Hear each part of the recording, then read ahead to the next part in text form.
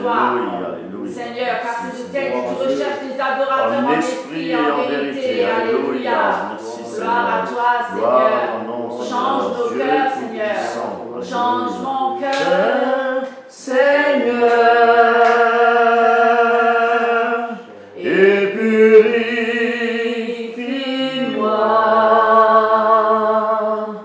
Change mon cœur, Seigneur. Que je sois comme toi. Amen. Alléluia, béni sois-tu, Alléluia, change Seigneur. notre Merci, cœur ce matin, Seigneur. Seigneur. Délivre-nous de Ta la tiédeur. puissance. Seigneur, la tiédeur, la méchanceté, la dureté de cœur. Oh Jésus, le péché qui s'attache facilement. Alléluia. Le seul nom par lequel nous puissions être sauvés, par le nom de Jésus-Christ. Alléluia. Gloire à toi, Seigneur. Montre ta force, ta grandeur comme autrefois, Seigneur. Que toi tu règnes, Seigneur. Merci, Seigneur. Tu reviens bientôt. Que nous soyons faits des vierges sages et non pas des vierges folles. Alléluia. Alléluia. Par le sang de Jésus, je suis fort, fort, oui, plus que vainqueur. Par le sang de Jésus, mon Seigneur, veux-tu briser du pouvoir le péché? La force est en Christ, la force est en Christ. Si dans ton cœur tu veux le recevoir, la force est dans le sang de Christ. Je suis fort, fort, oui, plus que vainqueur, par le sang de Jésus. Je suis fort, fort, oui, plus que vainqueur, par le sang de Jésus, mon Sauveur. Merci, Seigneur. Alléluia. Béni sois-tu. Seigneur, ne soyez pas découragés. Peuple de Dieu, ce matin, ne soyez pas découragés. Continuez à vous attacher fermement à Christ. Le combat est rude. Le combat est rude, mais Dieu est là. Dieu est là et il est vivant. Il est bien vivant. Ce n'est pas une statue, ce n'est pas une religion, c'est un Dieu vivant. C'est un Dieu, exactement, alléluia, c'est le Dieu des vivants. C'est le Dieu qui règne dans tout l'univers. C'est le Dieu qui a racheté ses enfants. Et nous sommes ses enfants. Et nous voulons le proclamer. Nous sommes enfants de Dieu. Et nous proclamons Abba Père. Car nous sommes fils et filles de Dieu. Nous appartenons à Christ. Nous sommes des fils et des filles de Dieu. Et nous serons rois dans le royaume de Dieu, couronnés par le Seigneur Tout-Puissant. Et nous régnerons avec lui pour l'éternité. Pas encore maintenant. Plus tard dans le royaume de Dieu. Pas comme certains le prêchent aujourd'hui. Que nous allons déjà régner maintenant, tout de suite. Dominion, non. Dominionnisme, non. Pour l'instant, nous sommes encore dans les afflictions et dans toutes sortes d'épreuves. Et nous avons besoin de la grâce de Dieu. Tous les jours de notre vie, nous avons besoin du Seigneur. Nous avons besoin de sa lumière. Nous avons besoin de sa force. Nous avons besoin de son amour. Nous avons besoin de son discernement. Nous avons besoin de nous attacher fermement à lui. Mes amis, ne désespérez pas, croyez en lui et ayez confiance en lui. Que toute votre confiance soit dans le Seigneur et pas dans l'homme. Mes amis, ne regardez pas aux hommes, mais regardez à Christ, car c'est Christ notre Sauveur et notre Seigneur. C'est lui notre guide, c'est lui notre lumière, c'est lui qui nous conduit, c'est lui qui est à la tête du peuple de Dieu, c'est lui le chef. C'est lui le chef, l'autorité suprême, mes amis. N'ayez crainte de l'ennemi. L'ennemi est vaincu au nom de Jésus-Christ. Ne le craignez pas. Il n'a aucune force. Il a été vaincu à la croix déjà il y a 2000 ans, Seigneur. Et Jésus-Christ est victorieux. Il est ressuscité d'entre les morts. Il est vivant encore aujourd'hui. Il est là avec nous. Et il est auprès du Père, assis à la droite du Père. Et nous sommes avec Christ, assis à la droite du Père. Et tous nos ennemis sont sous nos pieds, mes amis. N'en doutez pas, n'en doutez pas.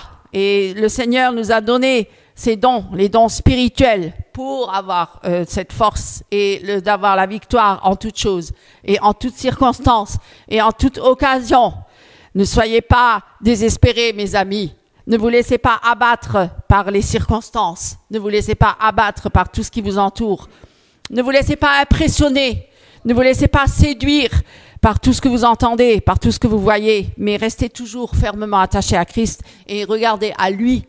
Levez les yeux vers le royaume de Dieu. Cherchez premièrement le royaume de Dieu et sa justice et toutes les choses vous seront données en plus. Qu'est-ce qui vous sera donné en plus? Mais tout ce que vous espérez en Dieu est de faire la volonté de Dieu. Car si vos pensées sont pour le monde, vous ferez les choses qui sont dans le monde. Mais si vous avez les pensées de Christ, vous ferez les choses qui sont selon la volonté de Dieu, mes amis. Et la volonté de Dieu, hein, elle est merveilleuse, elle est magnifique et elle nous apporte des choses merveilleuses et la vie éternelle en récompense. Mais ce n'est pas par mérite, hein, je dis en récompense. Non, Dieu bénit ses enfants, mais c'est tout par grâce, mes amis. C'est pas par nos œuvres, par nos propres œuvres, par nos mérites. C'est pourquoi je vous encourage à vous attacher au Seigneur et c'est la force du Seigneur en nous qui nous aide à accomplir sa volonté. Voilà, sans Jésus, nous ne pouvons rien faire. Voyez, donc on peut se reposer en Christ dans le sens là, en disant, ce n'est plus moi qui vis, mais c'est comme mon frère l'a dit ce matin, ce n'est plus moi qui vis, mais c'est Christ qui vit en moi. Et c'est Christ qui doit être glorifié. Et c'est Christ, c'est la gloire de Dieu qui doit se manifester à travers nous, et pas notre propre gloire, et pas la gloire de l'homme, n'est-ce pas? Mais la gloire de Jésus-Christ. C'est lui qui mérite toute la gloire et l'adoration de nos cœurs. Et que voyons-nous autour de nous, mes amis? Que voyons-nous dans les églises de plus en plus? Que voyons-nous sur Internet? Nous voyons beaucoup l'homme qui se met en avant, l'homme qui est glorifié. L'homme Dieu, l'homme, toujours l'homme, ou la femme, hein, l'homme, femme, les deux, je veux dire l'homme en soi, l'homme en général, toujours l'homme. Où est Dieu? Où est Dieu? On utilise le nom de Dieu, mais Dieu est tout petit. Hein. Dieu est caché derrière l'homme. On dirait que c'est l'homme qui vit, c'est Christ qui est caché, je veux dire, dans la vie de l'homme, mais tout petit. Hein. Et nous voulons quoi? Nous voulons diminuer et que Christ grandisse en nous, n'est-ce pas, mes amis? Alléluia! C'est-à-dire que c'est Christ qui doit être glorifié et c'est lui qui doit grandir en nous tous les jours de notre vie. Et c'est nous qui devons diminuer. Alors, mes amis, ce matin, je vais vous parler, c'est un sujet qui est récurrent, on ne va pas se répéter, mais c'est vrai que c'est très important. C'est qu'il y a beaucoup de faux prophètes, il y a beaucoup de faux docteurs, il y a beaucoup de faux chrétiens qui pullulent dans les églises partout, et on voit sur Internet, et ils sont très dangereux. Pourquoi? Parce que bon, ils prêchent un semblant d'évangile, de semblant de vérité, très subtil et très séduisant. Et si on n'est pas vraiment fermement attaché à la parole de Dieu, ben, on pourrait se laisser tromper et séduire. Et égarer. Donc, Dieu le permet. Et Dieu nous oblige, quelque part, mais il nous le dit, il nous prévient, il nous avertit par sa parole. Mais il nous dit bien que nous devons veiller et prier sans cesse et que nous devons surtout aussi examiner les Écritures par la parole de Dieu. Voilà, examiner la parole. Examiner, éprouver les esprits pour voir s'ils sont vrais ou faux. Hein? Donc, il faut connaître la parole, il faut connaître Dieu, parce que Jésus, c'est la parole, là. Donc, il faut avoir une communion vraiment personnelle. Il faut vraiment être en intimité avec Dieu. Il faut être déjà né de nouveau. Hein, parce que sans être né... ceux qui ne sont pas nés de nouveau, ils ne peuvent pas avoir une relation intime et profonde avec Dieu. Il faut déjà passer par la nouvelle naissance, par la repentance des péchés. Il faut passer par la croix. On ne prêche pas suffisamment la croix de nos jours. On parle à un Jésus New Age, un Jésus qui t'aime, toujours le Dieu d'amour, amour, aimez-vous les uns les autres, Dieu amour, tout le monde le dit, même le pape le dit, mais on prêche pas la croix. On prêche pas la croix, mes amis, de passer par la croix, par la repentance, par le brisement de notre nature pécheresse qui doit être clouée à la croix, de nous détourner de nos mauvaises voies. Hein? Et de venir en pliant le genou devant Dieu, en reconnaissant sa majesté, sa grandeur et sa splendeur. Mais tout ça, par nous-mêmes, on ne pourrait pas le faire parce que notre nature, elle est corrompue et pécheresse depuis notre naissance, mais aussi depuis Adam et Ève, depuis le Jardin d'Éden. Donc nous sommes tous perdus, nous sommes tous sous la condamnation, nous sommes tous perdus. Alors c'est par grâce, c'est Jésus qui nous révèle notre état de péché. Parce que c'est vrai que quand on regarde les hommes autour de nous, ceux qui ne sont pas convertis, pas nés de nouveau, ils ne réalisent même pas qu'ils sont des pécheurs. Il faut vraiment avoir cette révélation du Seigneur, cette lumière qui vient sur soi pour réaliser qu'on est des pécheurs. Qu'on réalise que notre cœur est mauvais et tortueux par-dessus tout et qu'il n'y a rien de bon dans le cœur de l'homme. Parce que quand on regarde dans le monde, les gens, ils ont envie de vous dire « Mais non, mais moi je suis bon, j'ai fait des bonnes œuvres et tout ça, regarde mes œuvres, regarde mes prestations et tout ça. » L'homme ne veut pas être considéré comme un pécheur. L'homme, il veut être quelqu'un de bon. Il veut être adulé, il veut être adoré, comme c'est le péché de Satan. Il ne veut pas qu'on lui montre du doigt qu'il est un pécheur, qu'il a fait le mal. Il veut le cacher même. Il veut, comme certains, et surtout dans les églises catholiques, comme dans d'autres religions, on voit le péché. Alors, c'est la tache noire sur notre cœur, mais on va mettre des fleurs autour. On va justifier notre péché. On va dire, ouais, mais c'est la faute de l'autre, c'est la faute de là, c'est la faute de ci, c'est la faute de ma mère, de mon père, de mon éducation, de mon machin. Mais reconnaître qu'on est un pécheur, qu'on est mauvais, ça non. Non, non, surtout pas. Surtout pas. Non, non. C'est pour ça que beaucoup ne réalisent pas et ne veulent pas réaliser que Jésus est mort sur la croix pour nos péchés. Ils disent bien, oui, je suis un pécheur, mais ça c'est très superficiel. Mais réaliser vraiment en profondeur, ça c'est un brisement. Ça, c'est l'œuvre de Dieu. Ça, c'est l'œuvre du Saint-Esprit en nous. Ça, c'est quand Dieu il veut attirer quelqu'un à lui, eh bien, il va d'abord lui faire réaliser combien il est pauvre et misérable et perdu.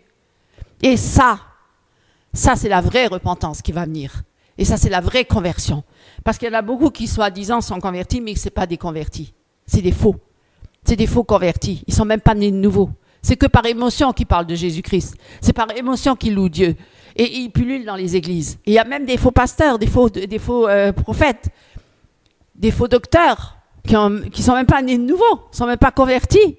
Pourtant, ils prêchent la parole. Et parfois mieux que certains prédicateurs. Parce qu'ils connaissent, ils ont étudié, ils ont fait de la théologie. Mais ils sont jamais passés par la croix. Ils sont jamais passés par la nouvelle naissance. Et c'est pour ça que c'est très dangereux. Parce qu'il y en a partout. Partout. On a l'impression que suivre Christ de nos jours, c'est facile. Ah, franchement, on rentre dans une assemblée, il y a un prédicateur qui dit qui c'est qui veut donner sa main, son cœur au Seigneur, à Jésus. Moi, oui, ta main levée, c'est bon, t'es sauvé. Toi, t'es sauvé. Oui, c'est bon, toi là-bas. Mais c'est n'importe quoi, mes amis. C'est pas ça qui sauve. On n'est pas dans un club de vacances où on adhère à un mouvement. Non, celui qui veut vraiment suivre Christ, c'est un chemin étroit. Déjà, il passe par une grande repentance, par la croix, par le brisement, par le renoncement de soi, par la réalisation qu'il est misérable et pauvre et qu'il est vraiment perdu, et qu'il n'y a rien de bon dans sa vie, rien de bon dans son cœur, que même les œuvres qui paraissent belles, elles sont même souillées par ses péchés. Parce que même ceux qui font des belles œuvres, qu'est-ce qu'ils cherchent derrière leur propre gloire? Quelque part, ils font des œuvres pour se montrer, mais montrer quoi? Qu'ils sont quand même pas si mauvais que ça. Ah bon? Mais Dieu va te prouver le contraire. Dieu va te montrer qu'il n'y a rien de bon en toi. Que tu es complètement jusqu'à l'os, pourri. Ça, on n'aime pas entendre. On veut entendre que les belles choses. Et c'est pour ça d'ailleurs que les gens, ils font tellement le culte de leur personnalité. Ils veulent montrer que les belles apparences, le côté beau, magnifique, l'image de l'homme. Vous voyez bien dans le monde, tout est mis en lumière, la fausse lumière. Hein. D'ailleurs, Satan se déguise en ange de lumière. Et on voit que les belles apparences, la belle façade, l'ornement, tout ce qui brille. Hein. Tout le monde veut être beau et bon et merveilleux et gentil. C'est ce que l'homme veut être au départ. Il ne veut pas reconnaître qu'il est misérable et pauvre. Hein? Il ne veut pas le reconnaître. Et c'est pourquoi il y en a qui résistent au Saint-Esprit. Pourquoi il y en a qui résistent à la repentance. Pourquoi il y en a qui résistent à ne pas venir à Dieu. Pourquoi on se demande pourquoi ils ne veulent pas se convertir. Pourquoi ils ne veulent pas venir à Dieu. Mais parce que c'est un combat. C'est un combat entre la chair et l'esprit. C'est un combat avec Satan aussi parce que Satan les a. Parce que le monde entier est sous l'emprise du malin. Satan les tient. Il leur donne des petites choses dans le monde parce qu'ils recherchent ça, le plaisir de la chair, et le diable leur donne ça. Bien sûr, le diable leur distribue entre guillemets des bonbons pour qu'ils restent avec lui, qu'ils restent dans le monde, qu'ils viennent surtout pas à Christ. Parce que venir à Christ, dans la présence de Dieu, dans la lumière, c'est montrer quoi? Ben, c'est montrer qu'il n'y a rien de bon en eux et que c'est leurs mauvaises actions qui vont être mises en lumière. Leurs mauvaises actions, leurs mauvaises œuvres. Et c'est pour ça qu'ils fuient la lumière. Beaucoup fuient la lumière. Beaucoup ne veulent pas venir à la lumière. Ils veulent venir à un Jésus gentil, là, New Age, ça, il n'y a pas de problème, il n'y a pas de souci. Les églises sont remplies de ça. Mais venir vraiment à Christ, le Dieu vivant, le Dieu saint, le Dieu redoutable, le Dieu qui a en horreur le péché, qui hait le péché, mais qui veut sauver le pécheur, bien sûr, mais il ne va pas rentrer dans le royaume de Dieu avec son péché. Jamais aucun pécheur ne rentrera dans le royaume de Dieu. Il faut rentrer avec la puissance de Dieu, avec le Saint-Esprit. Il faut rentrer avec le sang de Jésus qui a été versé pour nous. Nous devons venir à la croix. À la croix. Réaliser que Jésus a payé le prix pour nous. Que son sang a coulé. Il a coulé pour nous. Et il nous couvre. Il nous couvre par son sang pour qu'on vienne à Dieu devant le Père et qu'on comparaît justifié. Justifié de nos péchés. Parce que Jésus va dire, je l'ai racheté, je l'ai sauvé. Père, il m'appartient, il est à moi. Tu vois, là maintenant, il peut rentrer dans le royaume de Dieu, dans la présence du Père. Parce que moi, j'ai payé de ma vie, j'ai payé de mon sang, ma souffrance, ma mort, là, sur la croix. Je l'ai payé pour lui. Il m'appartient maintenant, je l'ai racheté à un grand prix. J'ai donné ma vie en rançon pour lui. Pour toi, pour moi, pour tous ceux qui viendront à Christ. Pour tous ceux qui viendront, parce que les autres qui n'en veulent pas. Dieu ne peut pas les forcer, hein. Ils resteront dehors. Dehors les chiens, les impudiques. Dehors les fornicateurs, les adultères. Nous étions de cela aussi, mes amis, nous étions aussi des grands pécheurs. Mais nous avons été sauvés par grâce. C'est pourquoi personne ne peut prétendre avoir une place privilégiée dans le royaume de Dieu. Personne ne peut dire, moi je suis plus que l'autre. Personne ne pourra dire j'ai du mérite. Combien sont aujourd'hui ces prédicateurs qui s'élèvent et qui veulent être des grands on dirait oui, qui sont morts pour les hommes à la place de Jésus. Comme si c'est eux qui avaient payé le prix. Ils se prennent pour des grands là. Mais qu'est-ce qu'ils sont? Ils sont rien, ce sont des pécheurs.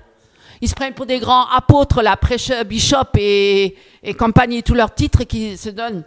Hein? Ils se donnent tellement de titres. Mais ils sont qui? Ce sont des pécheurs. Des pécheurs qui ont été sauvés par grâce. Paul est le premier à le dire. Hein? J'étais un meurtrier, un criminel. Je persécutais les enfants de Dieu. Jusqu'au jour où Jésus s'est manifesté sur le chemin de Damas. Il a dû se révéler à Paul parce qu'il était tellement zélé. Lui, c'était un zélé parce que c'était un pharisien. C'était un grand qui était un sacrificateur. Hein? Il était là, un prêtre, sous la loi. Il croyait être juste. Lui, il croyait être juste. Il croyait qu'il faisait la volonté de Dieu. Et il a fallu que Dieu l'arrête sur son chemin de folie. Et qu'il dise, Paul, Paul, pourquoi me persécutes-tu? Seigneur, est-ce toi? Voilà. Et Dieu lui a pardonné. Dieu s'est révélé. Dieu lui a fait grâce, miséricorde. Et il est devenu un instrument entre ses mains. Mais par quel chemin il est passé, mes amis? Par le chemin de la prospérité et de la gloire? Dites-moi, quel était le chemin de Paul? Est-ce que vous lisez la même Bible que moi?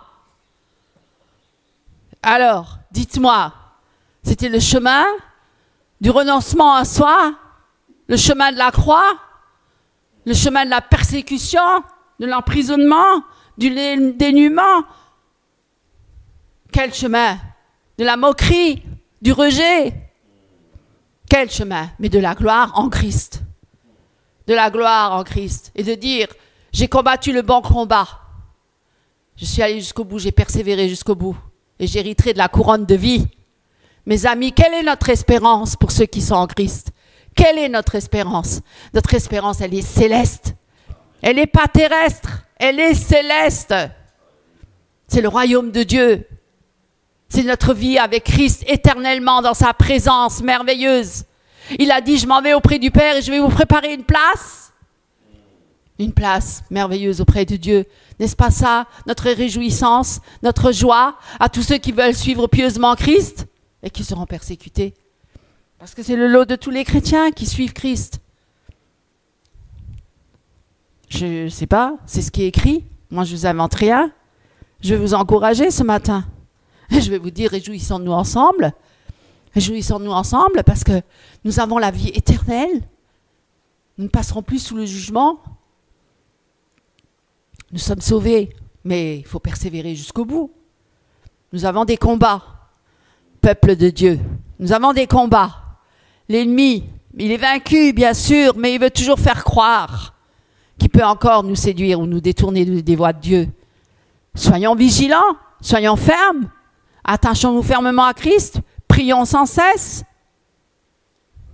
et que nos pensées soient des pensées célestes et pas terrestres, des pensées spirituelles et pas charnelles. Nous avons tous nos combats. Soutenons-nous les uns les autres et prions les uns pour les autres, pour que le peuple de Dieu soit fortifié, mes amis. Voilà, c'est ce que je voulais vous dire ce matin. Soyez bénis. Amen.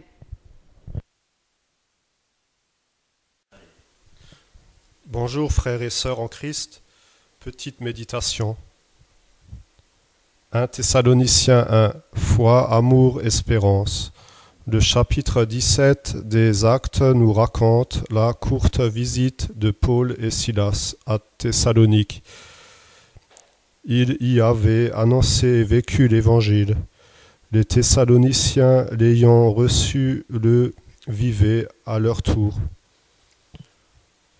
Leur œuvre était une preuve de leur foi. Leur travail confirmait leur amour, leur patience proclamait quelle grande espérance pouvait seule les soutenir. Si bien que tout le monde savait qu'il y avait des chrétiens à Thessalonique. Chacun dans mon quartier ou mon lieu de travail sait-il que je suis chrétien. Une conversion est le signe public de la nouvelle naissance. Le changement de direction visible correspond à la vie divine reçue dans l'âme. En faisant demi-tour, on n'a plus devant soi les mêmes objets. Les Thessaloniciens tournaient désormais le dos aux idoles, inertes et mensongères, pour contempler et servir un Dieu vivant, un Dieu vrai. Les idoles de bois ou de pierre du monde païen ont fait place à celles plus raffinées du monde, christianisées. Mais il est toujours vrai qu'on ne peut servir deux maîtres. Qui servons-nous, Dieu ou nos convoitises? Et qu'attendons-nous? Le Fils de Dieu ou la colère qui vient? Amen. Soyez bénis.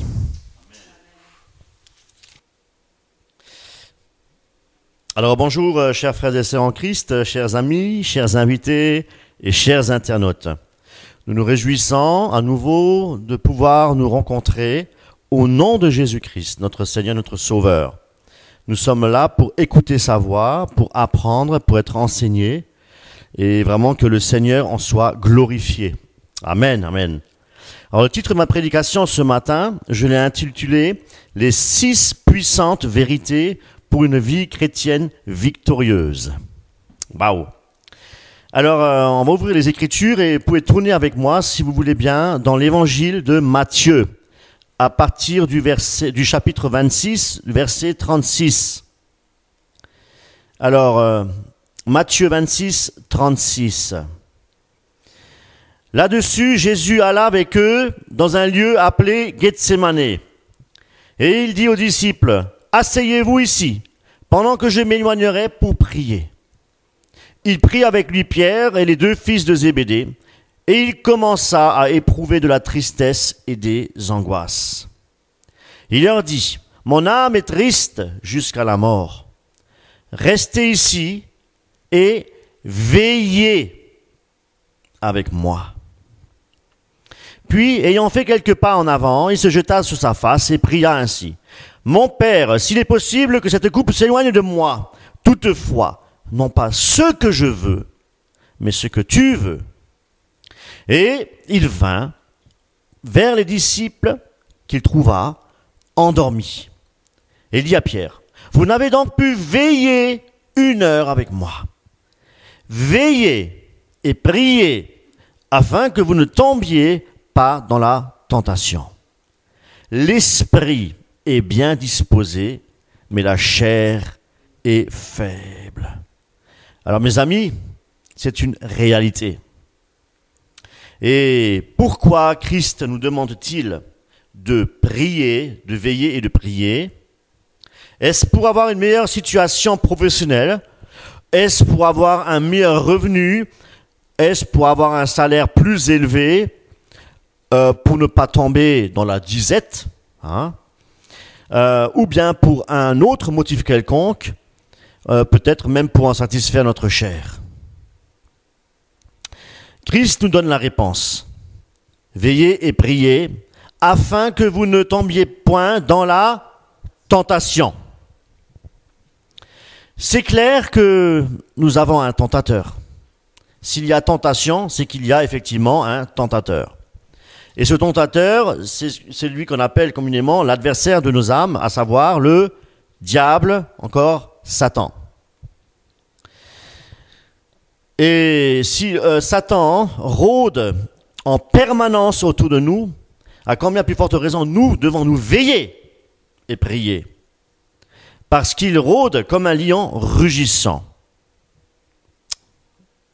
L'avantage que nous avons par rapport à lui, c'est que nous pouvons veiller et prier. Nous pouvons veiller et prier. Parce que le diable, lui, il veille pour nous faire chuter. Mais le diable ne peut pas prier. Vous voyez? Ça, c'est merveilleux. C'est merveilleux. Et lorsque nous prions, nous nous adressons à un grand Dieu, le Seigneur Jésus-Christ, notre Seigneur, notre Dieu, notre Père céleste. Et Paul dit dans Romains 8, « Si Dieu est pour nous, qui sera contre nous ?» On a cet avantage, mes amis, de pouvoir veiller et prier. Voyez? Veiller, c'est une chose. Mais prier, nous savons pourquoi nous devons prier. Parce que Christ, notre Dieu, nous donnera la force de résister au tentateur. On va prendre Psaume 91, verset 3. Il est dit, « Car c'est lui qui te délivre du filet de l'oiseleur, de la peste de ses ravages. Il te couvrira de ses plumes, et tu trouveras un refuge sous ses ailes. Sa fidélité est un bouclier, une cuirasse. Tu ne craindras ni les terreurs de la nuit, ni la flèche qui vole de jour. » Alors mes amis, si nous devons craindre quelqu'un, ce n'est certainement pas Satan, mais c'est l'Éternel des armées, notre Seigneur. C'est lui que nous devons craindre. Si nous sommes soumis à Christ, nous avons cette certitude et cette merveilleuse promesse que nous sommes protégés.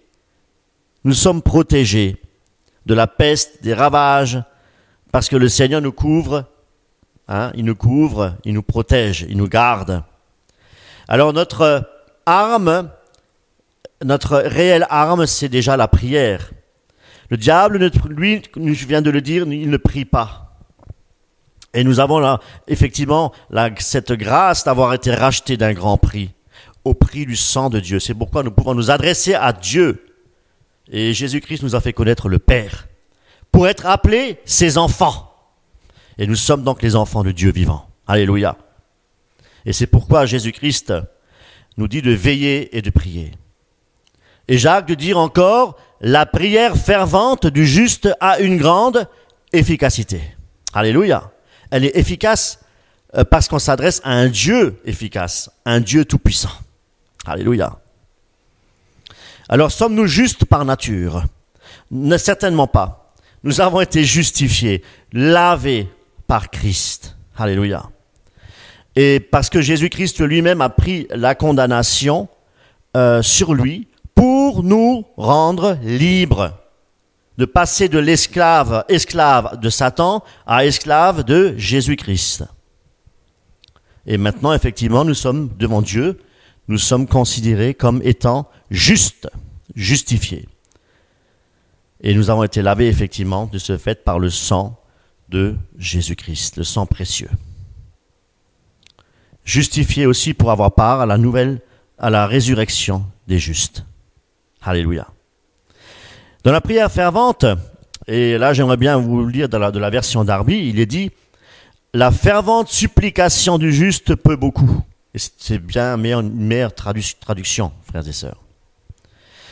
Pour revenir à la parole de Jésus-Christ, quand il dit de veiller et de prier, eh bien les deux vont de pair. À quel moment de la journée doit-on veiller? Jésus dit encore dans Luc 21, « Veillez donc et priez en tout temps. » En tout temps, alors on peut se poser la question, qu'en est-il de celui qui est au travail? Est-ce qu'il faut qu'il se concentre sur son travail? Est-ce qu'il a réellement le temps de prier, de veiller? Mais Jésus dit bien en tout temps. Et c'est vrai que si mon esprit il est occupé à divers tâches, comment est-ce possible de veiller et de prier en tout temps? Eh bien mes amis, ceci est possible parce qu'il y a plusieurs façons, bien plusieurs manières et façons de prier et de veiller. Alors, aujourd'hui nous allons voir précisément ces 6 puissantes vérités pour obtenir une vie chrétienne victorieuse. La première, c'est veiller sur notre cœur. Veiller sur notre cœur. Et je dirais même que c'est la plus importante. Donc la première puissante vérité pour mener une vie chrétienne victorieuse, c'est de veiller sur notre cœur. Alors, je dis que c'est la plus importante, une des plus importantes, et je vais essayer de me justifier. Pourquoi? Parce que nous allons dans Marc chapitre 7, verset 21, parce qu'il est écrit, « Car c'est du dedans, c'est du cœur des hommes que sortent les mauvaises pensées, les adultères, les impudicités, les meurtres, les vols, les cupidités, les méchancetés, la fraude, le dérèglement, le regard envieux, la calomnie, l'orgueil, la folie. » Nous ne nous appartenons pas à nous-mêmes. Pourquoi? Parce que nous avons été rachetés par le sang de l'agneau. Donc notre cœur doit être complètement consacré à Dieu, sanctifié, mis à part, pour servir notre Seigneur. Parce que personne, et je dis bien personne, est capable de lui-même, par ses propres forces, de changer son cœur. Hein? C'est impossible. Personne ne peut purifier lui-même son propre cœur.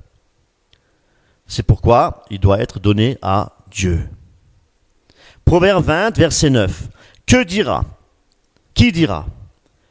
J'ai purifié mon cœur, je suis net de mes péchés. Personne ne peut le dire, frères et sœurs. Personne.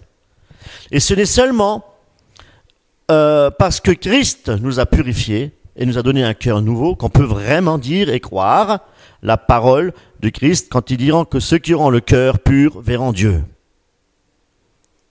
Oui, ceux qui ont le cœur pur, parce que c'est Christ qui purifie notre cœur, c'est Dieu qui purifie.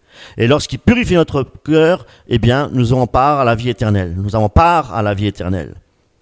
Et nous verrons Dieu. Et je le répète, ce n'est certainement pas par le fruit de nos efforts, mais c'est une grâce, parce que nous sommes sauvés par grâce.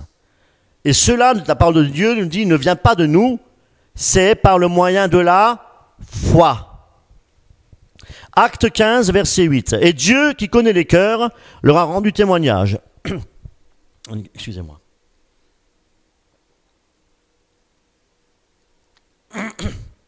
En leur donnant le Saint-Esprit comme à nous. Il n'a fait aucune différence entre nous et eux, ayant purifié leur cœur par la foi.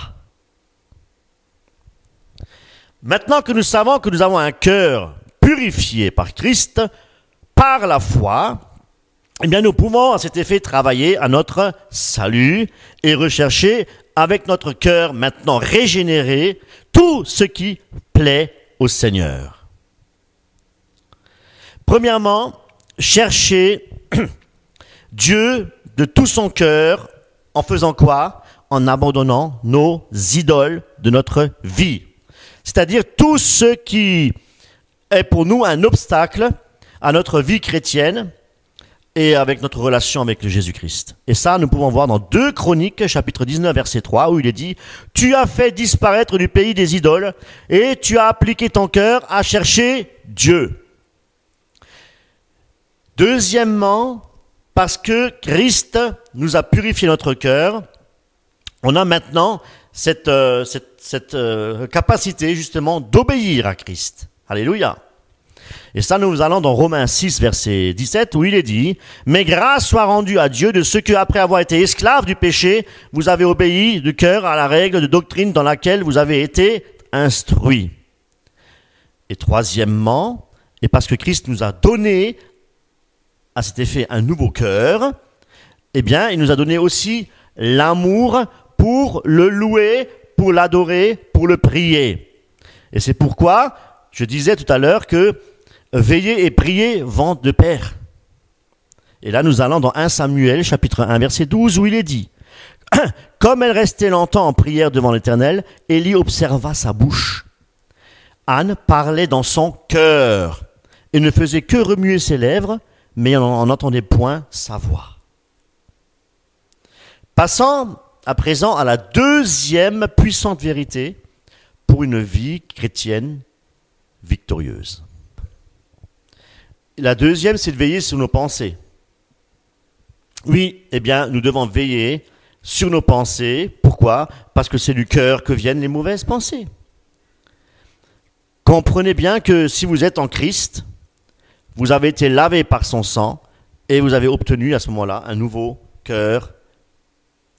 Mais cela ne veut pas dire que parce que vous avez un nouveau cœur et que vous avez été lavé et sanctifié et sauvé, que vous pouvez maintenant faire n'importe quoi ou que vous n'avez plus de mauvaises pensées. Certainement pas. C'est vrai que nous avons un cœur purifié par la foi et au Christ, et puis aussi par son œuvre d'expiation, son œuvre de rédemption. Et c'est pourquoi il faut veiller sur nos pensées. Il faut veiller sur nos pensées parce que Satan, il rôde, et son objectif principal, c'est quoi ? C'est de faire chuter tous les enfants de Dieu. C'est son objectif. Hein. Et qu'est-ce qu'il fait ? Il s'acharne sur tous les enfants de Dieu. Et parce qu'il nous déteste, parce qu'il déteste Dieu, il nous déteste. Et c'est pourquoi il faut vraiment, nous avons cette puissante arme de veiller et de prier pour aussi amener toute pensée, comme je disais, veiller sur nos pensées, de ramener toutes nos pensées captives à l'obéissance de Jésus-Christ. Et combien, c'est vrai que si vous regardez bien au courant de toute la journée, le nombre de mauvaises pensées qui nous traversent l'esprit. Et est-ce que c'est parce que nous avons des mauvaises pensées que systématiquement nous commettons des péchés ? Alors, on va voir l'apôtre Jacques qui nous enseigne dans Jacques 1, 14, où il est dit « Mais chacun est tenté quand il est attiré par sa propre convoitise. » Jacques 1, 15. « Puis la convoitise, lorsqu'elle a conçu, enfante le péché, et le péché étant consommé, produit la mort. » Là, nous avons vraiment la définition par palier de ce qu'est le péché par la pensée. Et Jésus nous enseigne ce qui sort de la bouche vient du cœur. Et c'est cela qui rend l'homme impur. Vous voyez, nous sommes enseignés par la parole, mes amis. Nous avons toutes les réponses à nos questions dans la Bible, dans les Écritures. S'abstenir des mauvaises actions, mais par exemple veiller sur nos pensées, c'est quelque part, c'est purifier la chair, mais ce n'est pas purifier l'esprit. Donc, c'est pourquoi on doit amener toute pensée captive à l'obéissance de Jésus-Christ. Et pour toujours être purifié constamment par l'esprit. Que ce soit quelque chose qui se fasse quelque chose d'automatique. Voilà, un automatisme.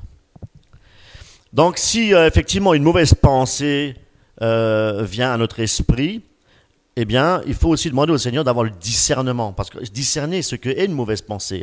Parce que le diable, il est très subtil. Il vient avec des demi-vérités. Donc, nous devons vraiment veiller à cet effet-là. Et nous savons aussi que nous sommes en guerre et c'est pourquoi nous devons veiller sur nos pensées.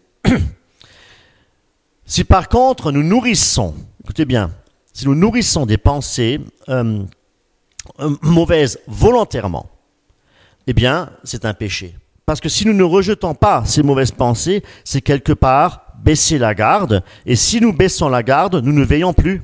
Et Satan s'infiltre sournoisement. Et il vient avec sa puissance pour nous séduire et son objectif de nous faire chuter. C'est pourquoi il faut toujours garder nos pensées en Christ en apportant toutes nos pensées captives à l'obéissance de Jésus-Christ et aussi à la croix, dans la présence de Christ, par son esprit, et il gardera le Seigneur nos pensées. Alléluia. Passons maintenant à la troisième puissante vérité pour une vie victorieuse. Veillez, on avait vu, alors je récapitule, veillez sur notre cœur, veillez sur notre pensée, sur nos pensées, et maintenant veillez avec nos yeux. Voyez ? Alors parfois on aimerait bien être aveugle, non ? Pas vous ? Et pour ne pas justement chuter, parce que la chair est faible. Je parle de la convoitise charnelle. Pareil, cette convoitise charnelle vient du cœur, nous dit la parole de Dieu, nous dit les Écritures. La convoitise et la cupidité vont de pair. C'est-à-dire, cupidité, c'est-à-dire être avide d'argent et de richesse, et en même temps être très égoïste. Ça va de pair aussi. Et ça, croyez-moi, mes amis, nous vivons une époque, c'est un vrai fléau. Un vrai fléau. Et parce que tout est accessible sous nos yeux. Hein, je parle ici de veiller avec nos yeux. Tout est accessible avec nos yeux. Hein, et nous voyons aussi des incroyables technologies. C'est incroyable comment les choses évoluent, mais à grands pas. Ça fait peur, hein. Écoutez, moi je sais qu'il y a des décennies en arrière, on n'a pas vu une évolution pareille. Hein. Mais là, ces dernières décennies, les choses vont tellement vite, on est complètement tout était accéléré. Personnellement, moi je suis largué des fois hein, sur certaines choses sur le plan technologique. Hein, ça va tellement vite. Eh bien, avec nos yeux, qu'est-ce qu'on voit ? On voit la séduction, on voit la convoitise. Et il suffit aussi simplement de se connecter sur Internet. Eh bien, en un clic, on peut basculer. On peut passer d'un cœur bien intentionné aux ténèbres. En un clic, hein. En un clic. Hein, je parle ici, par exemple, des films à caractère pornographique. En un clic. La convoitise des jeux. Pour la jeunesse, les jeux vidéo. Alors, combien même des chrétiens sont-ils accros aux jeux vidéo ? Des addictions en tout genre. Eh bien, en fait, tout ce que le monde peut nous offrir. Hein, et même chez les chrétiens. Sans parler de tous les réseaux sociaux, combien de personnes en sont dépendantes ? Hein, je parle par exemple de... Facebook, oui. Twitter, etc. Instagram, voilà, je connais que ces trois-là. Enfin, je connais. Voilà, donc... comment ? TikTok, ok. Bien, eh bien, les Écritures nous enseignent que tout cela est vanité. Alors, Colossiens chapitre 3, verset 5, « Faites donc mourir les membres qui sont sur la terre, l'impudicité, l'impureté, les passions, les mauvais désirs, la cupidité. Tout cela, nous dit la parole de Dieu, est une idolâtrie. » Idole. Et c'est à cause de ces choses que la colère de Dieu vient sur le fils de la rébellion. Donc si nous sommes idolâtres, même si on garde une étiquette chrétienne, parce qu'on suit assidûment les cultes le dimanche matin, eh bien le Seigneur appelle cela de l'idolâtrie.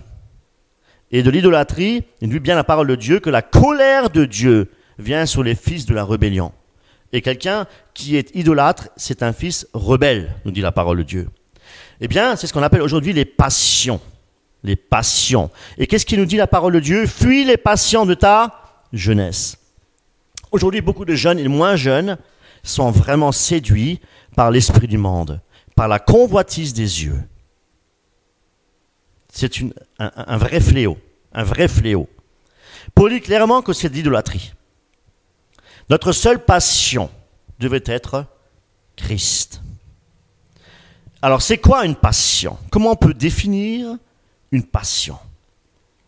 Une passion, c'est si vous faites passer, par exemple, une activité, que ce soit la musique, que ce soit le sport, la danse, que ce soit Internet, les réseaux sociaux et bien d'autres choses, la liste est longue, eh bien, si vous faites passer ça avant Jésus-Christ, c'est de l'idolâtrie. C'est de l'idolâtrie. 1 Thessaloniciens, chapitre 1, verset 9. Car on raconte à notre sujet quel accès nous avons auprès de vous et comment vous êtes convertis à Dieu. Comment on se convertit à Dieu? Eh bien, c'est écrit. En abandonnant les idoles pour le servir Dieu vivant et vrai. Jean 12, 26. Si quelqu'un me sert, qu'il me suive. Et là où je suis, là aussi sera mon serviteur. Si quelqu'un me sert, le Père l'honorera. Notez bien ici, la conversion à Dieu, c'est d'abandonner nos idoles. C'est-à-dire toutes nos passions. Tout ce qu'on aime plus que Dieu. Parce que Satan, il a 2000 ans, plus de 2000 ans d'expérience et il est rusé. Et aujourd'hui, c'est vrai que les moyens qu'on a aujourd'hui de séduction, c'est incroyable. Ultra moderne, eh bien, pour devenir aussi esclave, on ne vit plus la même époque qu'au 1er siècle. La séduction n'est plus la même, vous voyez? Et aujourd'hui, on dirait presque, oh, c'est pas de la séduction. Ce n'est pas de la séduction. Mais en un clic, on peut passer de la lumière aux ténèbres. En un clic sur Internet. Et ça va tellement vite. Ça va tellement vite.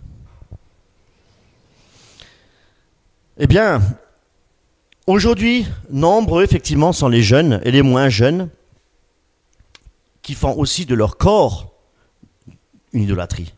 Là, c'est pareil. C'est une idolâtrie moderne. Le veau d'or, hein, c'est le même aujourd'hui, mais sous une autre forme. Et là, réveillez-vous. C'est une vérité ce que je vous dis. Sous une autre forme. Mais le diable ne dort point. Donc, s'il ne dort pas, tout ce qui se passe aujourd'hui, ça reste encore sous son influence et sous sa domination. Et il le fait subtilement, en utilisant la technologie moderne. Et merci Seigneur d'avoir donné l'intelligence aux hommes pour cette technologie, pour l'œuvre de Dieu.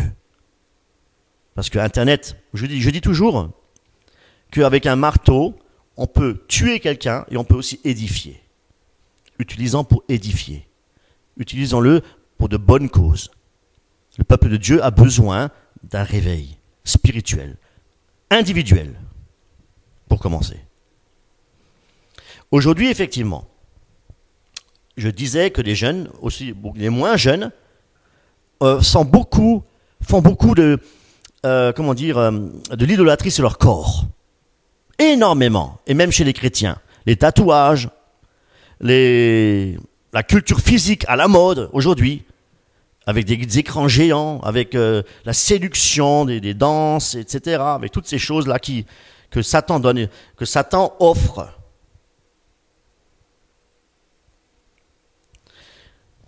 La mode, également, les habits extrêmement chers, pour pouvoir s'habiller. Un chrétien, hein, aujourd'hui, il veut s'habiller comme les autres, comme les païens, des habits extrêmement chers. Mais est-ce la volonté de Dieu? Qu'est-ce que la Bible nous enseigne là-dessus? 1 Timothée 2,9. Je veux aussi que les femmes vêtues d'une manière décente, avec pudeur et modestie, ne se parent ni de tresses, ni d'or, ni de perles, ni d'habits somptueux, mais qu'elles se parent de bonnes œuvres, comme il convient à des femmes qui font profession de servir Dieu. 1 Pierre 3,2. En voyant votre manière de vivre, chaste et réservée. Vous voyez, maintenant on passe par Pierre. C'était Timothée, maintenant c'est Pierre. Il a le même discours, le même langage. En voyant votre manière de vivre avec chaste et réservée, ayant non cette parure extérieure qui consiste dans les cheveux tressés, les ornements d'or ou des habits qu'on revêt, mais la parure intérieure est cachée dans le cœur, la pureté incorruptible d'un esprit doux et paisible qui est d'un grand prix devant Dieu. Donc vous faire belle, vous faire beau, devant les hommes, n'a aucun prix devant Dieu. Dieu, c'est le Dieu de l'intérieur. Si Christ habite en nous, il n'habite pas à l'extérieur de nous, il habite en nous. Donc c'est à l'intérieur. Et puis, l'habit ne fait pas le moine. Donc, alors écoutez-moi bien, ce que j'aimerais encore vous dire, c'est que si on dit aujourd'hui, oui mais c'était les premiers chrétiens, c'était réservé uniquement pour les premiers chrétiens. Ici Paul parle des choses primitives. Nous avons évolué avec le temps. Ah bien, on a bien évolué avec le temps. Eh bien alors, ce sont les premières personnes, ce sont les premiers qui disent « Jésus est le même hier, aujourd'hui et éternellement ». C'est vrai ou c'est faux? Ce sont les premiers à le dire. Donc si Jésus-Christ, il est le même hier, aujourd'hui et éternellement, et si les Écritures sont inspirées par Dieu, alors ces versets sont encore d'actualité. Toute Écriture est inspirée par Dieu. Même ce que je viens de citer dans 1 Timothée et 1 Pierre 3.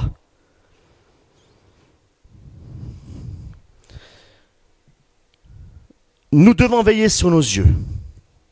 Sinon, nous risquons de nous éloigner de la foi à cause de toute cette séduction technologique. Psaume 119, 35. Conduis-moi dans les sentiers de tes commandements, car je l'aime. Incline mon cœur vers tes préceptes et non vers le gain. Détourne mes yeux de la vue des choses vaines et fais-moi vivre dans ta voie. Encore une fois, nous voyons clairement qu'il faut veiller et que prier et veiller vont ensemble, vont de pair. Prions vraiment que le Seigneur puisse vraiment nous garder dans ses commandements et puis ne pas nous laisser séduire par la technologie justement, toute cette technologie mondaine que Satan nous offre sur un plateau. Et qu'il détourne aussi nos yeux, comme le prie le psalmiste, excusez-moi, le psalmiste, qu'il détourne nos yeux de toutes les choses vaines, parce qu'elles ne sont pas pour la gloire de Dieu. Gardons toujours les yeux fixés sur Jésus-Christ, qui nous a ouvert le chemin de la foi, le chemin qui nous porte jusqu'à la perfection, dans son royaume merveilleux. Maintenant, passons encore à la quatrième puissance, et là je vais aller un peu plus vite, la quatrième puissante vérité pour une vie chrétienne victorieuse. Nos oreilles. Veillons avec nos oreilles. Dieu nous a donné des oreilles pour entendre. Romains 10, 17. Ainsi la foi vient de ce qu'on entend, et ce qu'on entend vient de la parole de Christ. Matthieu 11, 15. Que celui qui a des oreilles pour entendre, entende. Pourquoi Jésus dit cela, celui qui a des oreilles? Pourquoi est-ce qu'il dit celui qui a des oreilles? Nous savons que nous avons des oreilles.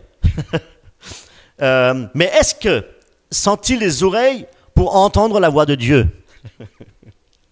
Ok? C'est pour ça qu'il nous parle de nos oreilles. Vous faites quoi avec vos oreilles là?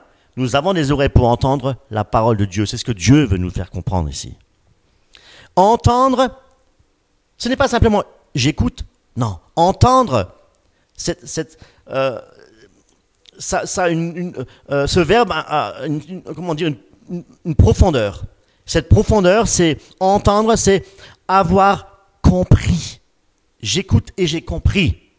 Et donc, si nous avons compris, nous devons à ce moment-là mettre cette parole en application. C'est ça, entendre. Et c'est pourquoi Christ dit cela, c'est qu'en entendant la parole de Dieu, on obtient la foi pour pratiquer les bonnes œuvres. Vous voyez? Pour pratiquer les bonnes œuvres. La foi vient de ce qu'on entend.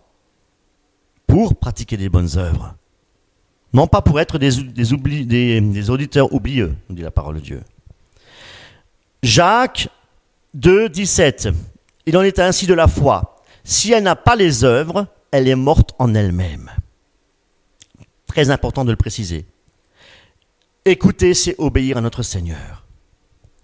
Dieu nous a donné les oreilles pour entendre sa parole et aussi pour l'appliquer. Si nous écoutons le Seigneur et si nous veillons, alors sur nos oreilles, eh bien, Jean 5, 24, il dit en vérité, je vous le dis, celui qui écoute ma parole et qui croit à celui qui m'a envoyé, croire veut dire obéir. Hein. Croire, ici, veut dire obéir. Je répète, en vérité, je vous le dis, celui qui écoute ma parole et qui croit, qui obéit à celui qui m'a envoyé, a la vie éternelle et ne vient point en jugement, mais il est passé de la mort à la vie. Et si c'est une merveilleuse promesse de notre Seigneur Jésus-Christ, magnifique. Si nous mettons nos oreilles à son service, à sa disposition, frères et sœurs, eh bien, nous avons la vie éternelle. Non pas que nous aurons la vie éternelle pour la gagner, comme si nous devions faire quelque chose, pour la mériter. Nous avons la vie éternelle. Parce que le salut a été offert une fois pour toutes. Et nous sommes sauvés par grâce. Donc nous sommes sauvés par grâce, nous avons la vie éternelle. Ce n'est pas « vous serez sauvés quand vous serez morts ». Vous êtes sauvés. Vous qui croyez et observez la parole et le commandement du Seigneur. Donc nous avons effectivement déjà, nous sommes passés de la mort à la vie. Nous avons la vie éternelle. Alléluia. Passons maintenant à la cinquième puissance, la puissante vérité, pour une vie victorieuse. Veillez sur notre corps. Et cela, mes amis, c'est bien quelque chose de plus difficile à faire.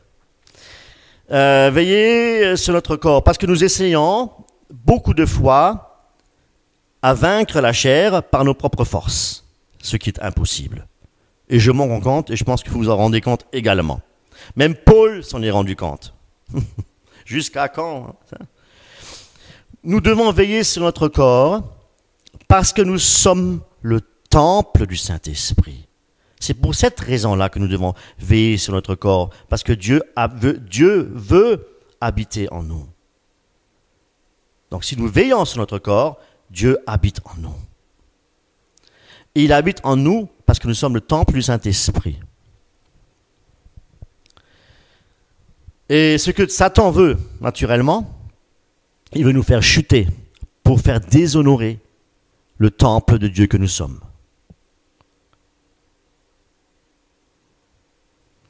Notre corps ne nous appartient plus. Dieu a créé le corps pour sa gloire. Or, nous avons, lorsque nous n'étions pas convertis à Christ, déshonoré ce corps en l'utilisant pour la gloire de Satan. Le corps, une fois que nous sommes en Christ, le corps ne nous appartient plus à nous, mais à Dieu. Parce que c'est son habitation.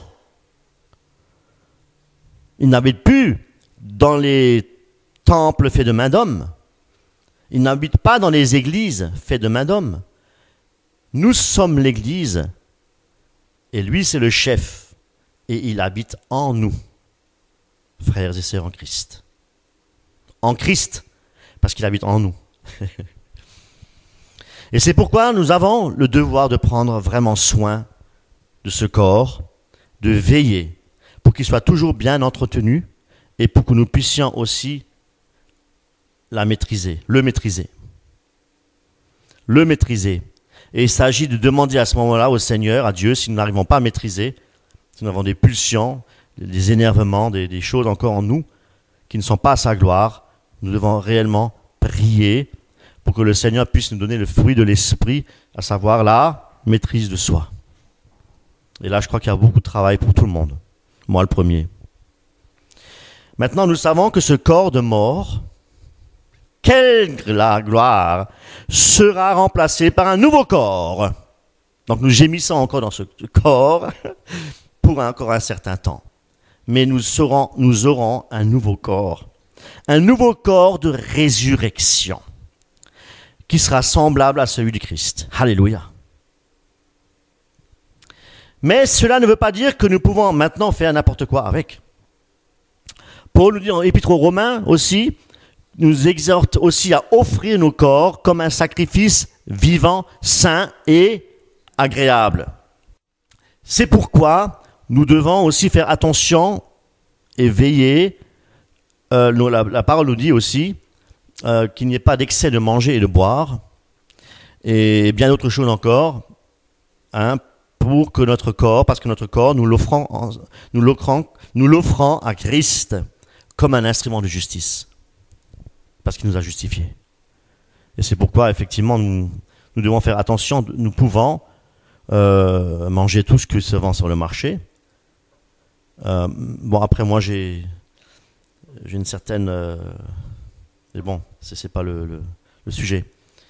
Mais nous devons tout faire pour la gloire de Dieu. Le corps, nous devons le nourrir. On peut manger de bonnes choses, bien sûr, mais tout avec modération. Maintenant, passons encore à la 6e étape, la 6e et dernière puissante vérité pour une vie chrétienne victorieuse. Waouh! Alors, vous avez deviné? Veillez sur la langue. La Bible dit que c'est de l'abondance du cœur que la bouche parle. Jacques 3:8. Mais la langue, aucun homme ne peut la dompter. C'est un mal qu'on ne peut réprimer. Elle est pleine d'un venin mortel. Par elle, nous bénissons le Seigneur notre Père, et par elle, nous maudissons les hommes faits à l'image de Dieu. De la même bouche sortent la bénédiction et la malédiction. Il ne faut pas, mes frères, qu'il en soit ainsi. Il ne faut pas, il dit ici, Jacques, l'apôtre Jacques. L'apôtre Jacques dit bien, vraiment, qu'il ne faut pas qu'il en soit ainsi. C'est pourquoi nous devons veiller sur notre langue, justement parce que si nous ne veillons pas dessus, il ne faut pas qu'il en soit ainsi. Parce que si l'on est ainsi, eh bien, nous ne glorifions pas Dieu avec notre langue, mais nous salissons le nom de Dieu avec notre langue. Et là ô combien nous avons à veiller. Moi le premier. Dieu nous a donné effectivement une bouche pour le louer, pour l'adorer, pour témoigner son nom, pour confesser son nom. Il nous a aussi donné une bouche pour proclamer la vérité, pas le mensonge. Et c'est pourquoi nous devons vraiment veiller sur notre bouche, sur notre langue, pour ne pas dire des paroles en l'air. Bavardage, ils appellent ça le bavardage. Ne pas parler avec arrogance, avec méchanceté. Lorsqu'on s'énerve, nous devons faire attention à les propos, ce que nous disons, ce que nous devons vraiment surveiller notre langue.